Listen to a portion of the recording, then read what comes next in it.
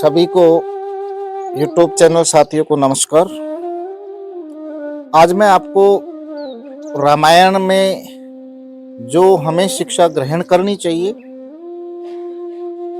रावण जो था सिर्फ रावण के अहंकार की वजह से सारा सब कुछ नष्ट हो गया।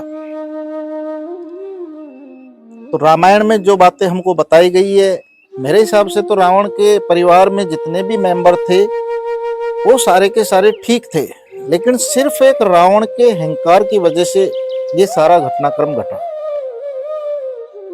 उनमें से आज मैं आपके सामने कुछ बातें करना चाहूंगा। रावण की धर्मपत्नी मंदोदरी और माता सीता के बीच में जो संवाद हुआ, जो बातें हुई, उनके बारे में मैं कुछ चर्चा करना चाहूंगा। इससे पहले आप चैनल को सब्सक्राइब जरूर कर ले। आपको बहुत अच्छी अच्छी बातें, संस्कार की बातें यहाँ पर आपको मिलती है। आप उनसे कुछ ग्रहण करें, अपने जीवन में सकारात्मक परिवर्तन लाएं। तो मैं स्टार्ट करता हूं कि मंदोदरी और माता सीता दोनों के बीच में क्या बातें होती थी। क्या रावण जैसी ही मंदोदरी थी या फिर अलग थी? थोड़ा सा इन टॉपिकों पर, इन जो कैरेक्टर है रामायण में, प्रत्येक कैरेक्टर के बारे में हम विचार करेंगे। रामायण में विभीषण भी था, मेघनाथ भी था, कुंभकर्ण भी था। क्या ये सारे के सारे, इनके विचार भी क्या रावण के जैसे ही थे या सभी अधर्मी थे? नहीं, ये सारे अधर्मी नहीं थे, क्योंकि रावण राजा था और राजा की आज्ञा का पालन करना सबका धर्म, अपना कर्तव्य था। सभी ने रावण को समझाने का बहुत प्रयास किया, लेकिन रावण सिर्फ एक अहंकार की वजह से इन सब चीजों को नहीं समझ पाया। तो अहंकार देखो कितना बड़ा होता है, जो रावण के पूरे सिस्टम को नष्ट कर दिया। रावण की जो सोने की लंका थी उसका विध्वंस हो गया। तो आपके अंदर या हमारे अंदर अगर अहंकार टाइप की कोई बात है, अहंकार चाहे छोटा हो चाहे बड़ा हो, रावण राजा था, इसलिए उसके साथ मैं ऐसा चाहूंगा कि जब माता सीता के पास मंदोदरी गई, जब मंदोदरी माता सीता से मिली तो उनके बीच में एक भावनात्मक, एक मर्यादित और एक प्रेरणादायक संवाद प्रस्तुत हुआ, जो नारी की गरिमा, धर्म और करुणा को दर्शाता है। माता सीता और मंदोदरी का जो संवाद था, तो माता सीता से मंदोदरी कहती है, हे देवी सीते, आप पतिव्रता धर्म की मूर्ति हो।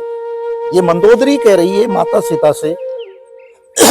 आपने अपमान, पीड़ा, कष्ट सहकर भी अपने धर्म को नहीं छोड़ा, और आज मेरी जो पूरी लंका है वो जलकर के भस्म हो गई, मेरा सर्वस्व नष्ट हो गया, फिर भी आपके मुख पर करुणा है, घृणा नहीं। तो मंदोदरी सीता से पूछ रही है कि ये कैसे संभव हुआ। माता सीता ने जो जवाब दिया कि नारी का हृदय करुणा से बना होता है, अन्याय सहना कमजोरी नहीं है, बल्कि धर्म की रक्षा है। जिसने पाप किया है उसका फल उसे अवश्य मिला, परंतु शोक में डूबी हुई नारी के प्रति कठोरता रखने से मेरे संस्कारों के विरुद्ध है। तो माता मंदोदरी ने क्या कहा वो देखिएगा कि मेरे पति ने अधर्म का मार्ग चुना, मैंने उनको बार बार समझाया, पर अहंकार ने उनकी बुद्धि हर ली है। आज मैं अपराध बोध से जल रही हूं। माता सीता कह रही है कि माते, आपने धर्म का साथ दिया है, यही आपकी विजय है, आपकी पराजय नहीं है।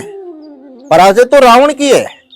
पत्नी का जो कर्तव्य है, पत्नी धर्म जो है आपने निभाया, आपने अपने पति को बताया, धर्म की राह उनको दिखाई, परंतु उनके अहंकार की वजह से उनको कुछ समझ में नहीं आया। अब रावण के हाथ में है कि वो अपने अहंकार को त्याग करके आपकी बात को ग्रहण करे। आप अपने आप को स्वयं को दोषी ना माने। मंदोदरी ने कहा, देवी आप तो विजय पक्ष की होकर भी पराजित का दुख समझती हो, यही आपकी महानता है। माता सीता मंदोदरी से फिर कह रही है, विजय वही है जिसमें अहंकार नहीं है।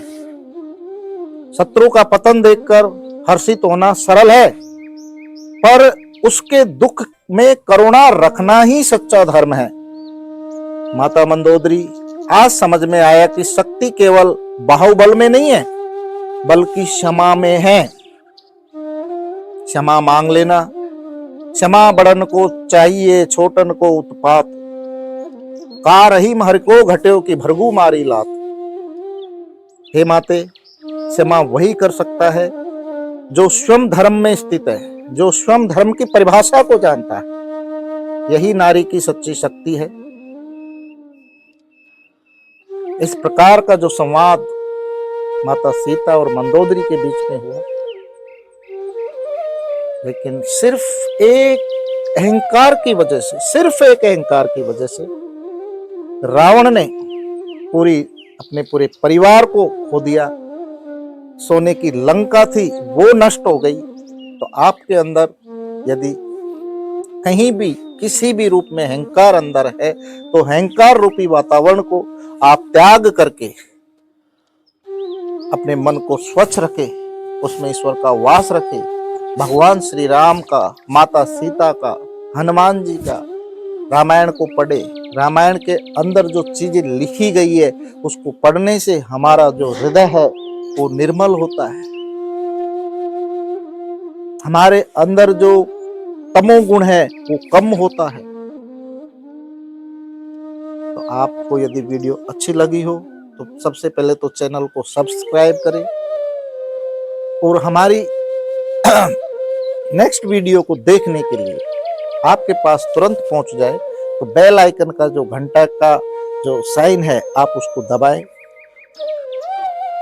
आप सभी यूट्यूब साथियों को बहुत बहुत धन्यवाद कि आपने हमारे चैनल को लाइक किया, फॉलो किया। आपको ऐसी अच्छी अच्छी बातें आपको मिलती रहेगी।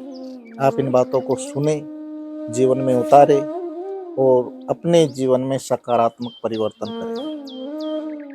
जय श्री राम। कोटि कोटि नमन। धन्यवाद।